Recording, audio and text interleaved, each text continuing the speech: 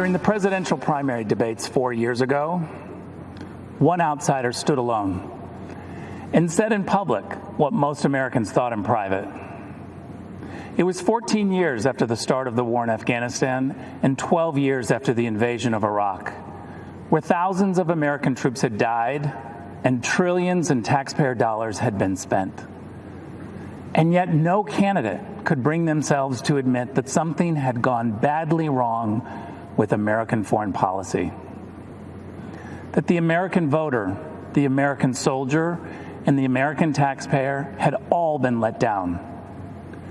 Except for one, Donald Trump.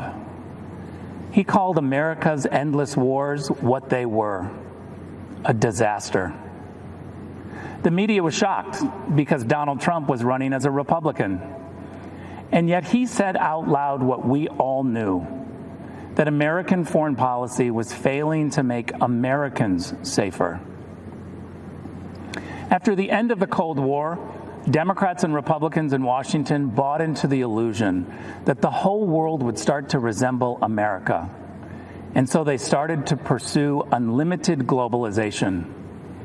They welcomed China into the World Trade Organization. They engaged in nation building in Afghanistan and tried to export democracy to Iraq. They signed a nuclear deal with Iran and a global climate agreement in Paris. But they didn't ground any of it in the interests of the average American. So for decades, while Washington politicians built a global system, American wages stagnated. Our great cities and industries were hollowed out. Entire communities were devastated. And our manufacturing plants were shipped off to China. That's what happened when Washington stopped being the capital of the United States and started being the capital of the world. As U.S. ambassador to Germany, I had a front row seat to Donald Trump's America First foreign policy. I wish every American could see how President Trump negotiates on their behalf. I've watched President Trump charm the Chancellor of Germany while insisting that Germany pay its NATO obligations. I was proud to witness President Trump say to foreign leaders, "I don't blame you for wanting America to pay for your security. I actually respect you for out-negotiating the presidents before me. But it stops with me. I won't let the American taxpayer be taken advantage of." Donald Trump's administration has always made clear that our priority is the American people's security. That's the job of all leaders, to put their people first. And we've seen how this strategy has succeeded. In 4 short years, Donald Trump has led even some Washington Democrats to agree on the Chinese threat, on trade deals that benefit America first, on alliances that share responsibility. In 4 years, Donald Trump didn't start any new wars. He brought troops home. He rebuilt the military and signed peace deals that make Americans safer. The Washington elites want you to think this kind of foreign policy is immoral, and so they call it nationalist. That tells you all you need to know. The D.C. crowd thinks when they call Donald Trump a nationalist, they're insulting him. As if the American president isn't supposed to base foreign policy on America's national interests. A return to the Biden way of thinking means America gives the radical terrorist regime in Tehran a plane load of cash in the middle of the night. Well, you see, President Trump also sent an aircraft in the middle of the night to deal with Iran. But that plane was on a different mission. An airstrike to take out the head of Iran's terror machine who plotted the deaths of Americans.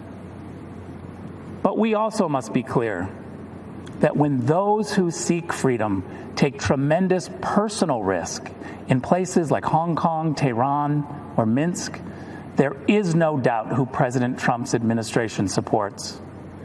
We will always stand with the people who fight for their God-given freedoms. Don't be fooled. The Washington establishment is trying to sell you on their candidate.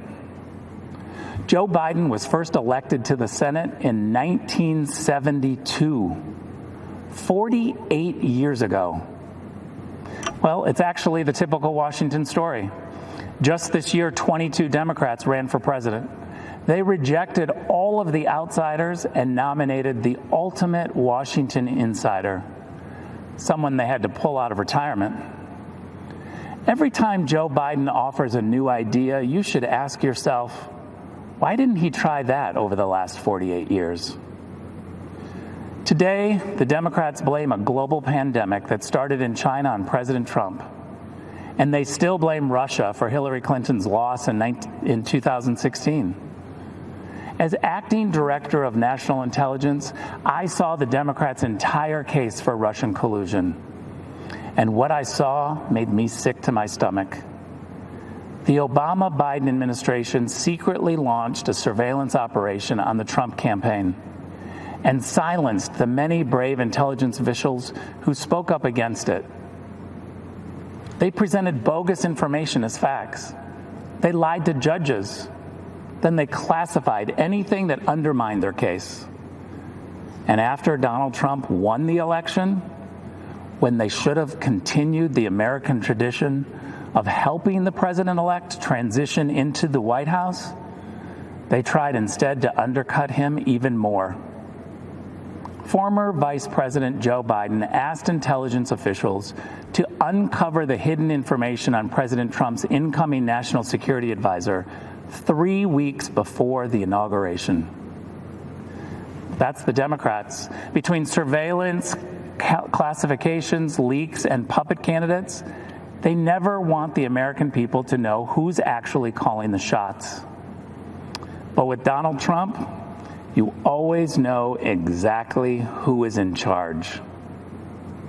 Because the answer is you. You're in charge.